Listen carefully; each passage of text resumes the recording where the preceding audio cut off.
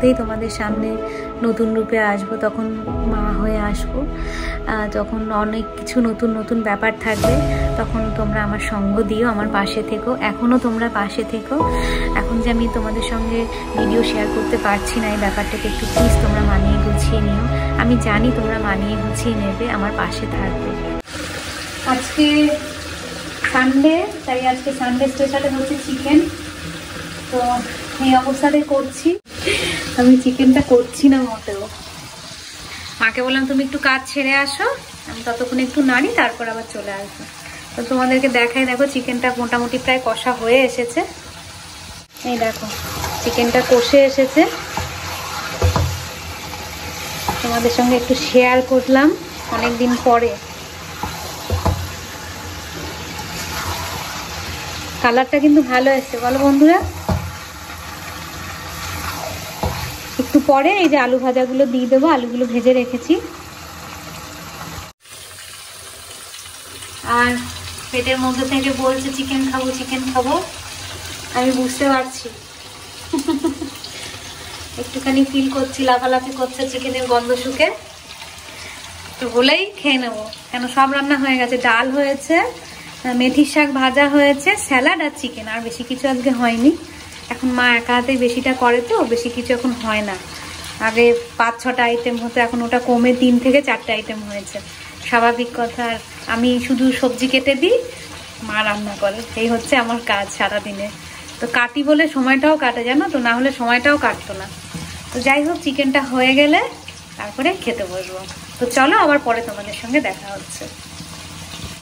দেখো মা শাড়ি পরবে বলে শাড়িটাকে এই যে আঁচল করে প্রিন্ট করে রেখেছে, যে শাড়িটা এসে পরবে।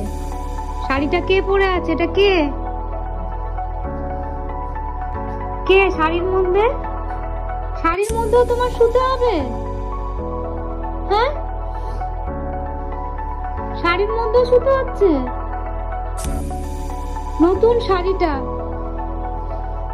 শাড়িটা দিদা একটুখানি পেতে রেখেছে, যে এটা পরবে এসে, প্রিন্টটা করে রাখি। শাড়িটার মধ্যে শোয়া হয়ে যাচ্ছে। তুমি দিদাকে এত ভালোবাসো?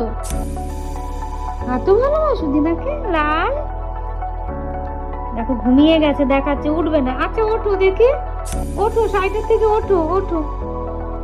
ওই দেখো কামড়াতে যাচ্ছে, মানে উঠবে না। ওঠো শাড়িটা থেকে, ওঠো, আর ঘুমাতে হবে না, ওঠো। এক চোখ দিয়ে দেখাচ্ছে, ওই দেখো কত দুষ্টু। ওঠো, লেজটা নাড়ালে হবে? লেজটা কই? কিছুতেই উঠবেই না এখন। ওঠো, এখানে ঘুমাতে হবে না, ওঠো। লেজটা দেখো। তার মানে কি উঠবে না? আচ্ছা ঘুমিয়ে যাও তাহলে, চোখটা বন্ধ করে তো ঘুমিয়ে যাও, ঘুমিয়ে যাও দিদা শাড়ির উপরে। আচ্ছা লেজটা ঠিক আছে, আমি বুঝেছি, লেজটা এখন কম হচ্ছে। আচ্ছা ঠিক আছে, ঠিক আছে, লেজটা দিয়ে বোঝাতে হবে না, ঘুমিয়ে যাও। দেখো অ্যাক্টিংটা দেখো ঘুমানোর, কিচ্ছু ঘুমায়নি, এগুলো সব অ্যাক্টিং, যাতে আমি না তুলি। মায়ের এখন অনেক কাজ পড়ে গেছে। কি করছো মা? স্পিন হলো, তাই তো? আজকে মা সকাল সকাল স্নানও করতে পারেনি। অন্যদিন সকাল সকাল স্নান টান করে পুজো দিয়ে দেয়, সানডে তো, ওই জন্য আজকে আর হয়নি, তাই তো? তো মা নাড়তে যাচ্ছে এখন ছাদে। আমি বেশি ছাদে ঠাদে এখন যাই না। এই যে মা বানিয়েছে দুধ পুলি, রাতে বানিয়েছে, এখনো খায়নি, পুরো রাত ভিজেছে। এই দেখো সকালবেলা দেখতে কত সুন্দর হয়েছে দুধ পুলিগুলো। এই বলগুলো স্পেশালি আমার জন্য আর ভাইয়ের জন্য, খুব ভালো লাগে খেতে। তো এবার দুধ পুলি নিয়ে নেবো বাটিতে। দেখো ডিজাইনটা খুব সুন্দর হয়েছে। তোমাদের সঙ্গে দুধ পুলি ভিডিওটা এবার শেয়ার করিনি, আমার ইউটিউবে অলরেডি আছেই পৌষ সংক্রান্তির একটা পুলি পিঠের ভিডিও, তোমরা দেখে নিও। তো দুধ পুলিগুলো দেখে আমার তো খুব লোভ লাগছে বন্ধুরা। তোমাদের বাড়িতেও নিশ্চয়ই এবার পৌষ সংক্রান্তির দিনে দুধ পুলি, পাটিসাপটা, গোকুল পিঠে, যা যা তোমরা ভালো খাও সব হয়েছে। সংক্রান্তির দিনে আমাদের খুব একটা পিঠে হয়নি, কিছু পাটিসাপটাই হয়েছিল। পশুন বাড়িতে ছিল না, ডিউটিতে ছিল, ওই জন্য আর হয়নি। তো তারপরে এই পুলি পিঠেটা হলো। ব্যাস আমি 4-5টাই নেবো, আর নেবো না। আমার এই দুধ পুলির এই ঝোলটা একটু পাতলা খেতে ভালো লাগে, ওই জন্য এবার পাতলা রেখেছি। মানে এর মধ্যে চাল গুঁড়িটা মা মেশায়নি, ওই জন্য পাতলা হয়েছে। চাল গুঁড়ি মেশালে তো তোমরা সবাই জানো একটু ঘন হয়, ওটা খেলে না আমার খুব অ্যাসিডিটি হয়। তো মাকে বললাম যে না, এবার আর চাল গুঁড়িটা মিলিও না, কেন তো তোমরা জানোই। তো এই হাঁড়িটার মধ্যেই মা দুধ পুলিটা রেখেছিল গোটা রাত, খুব সুন্দর ওই জন্য ভিজেছে। তো চলো বন্ধুরা, খেয়ে নিই এবার দুধ পুলিগুলো।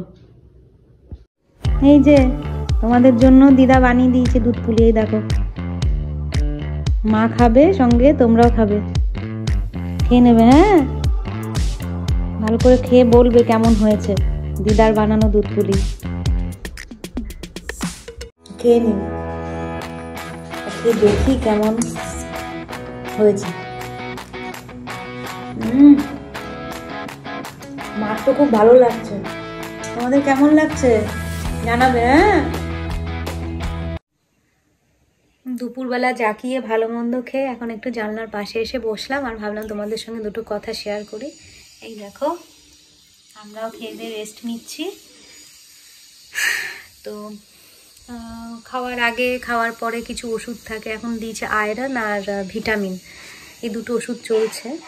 এতদিন সেরকম ওষুধ চলেনি, এই সময় থেকে ওষুধটা চলছে, মানে 5 মাস থেকে আয়রন আর ক্যালসিয়াম ভিটামিন এগুলো সব মেলানো দুটো ওষুধ আছে। তো যাই হোক বন্ধুরা, এখনকার জন্য এইটুকুই ব্লগটা করলাম। খুব তাড়াতাড়ি দেখা হবে আবার নতুন ব্লগ নিয়ে। তো টাটা।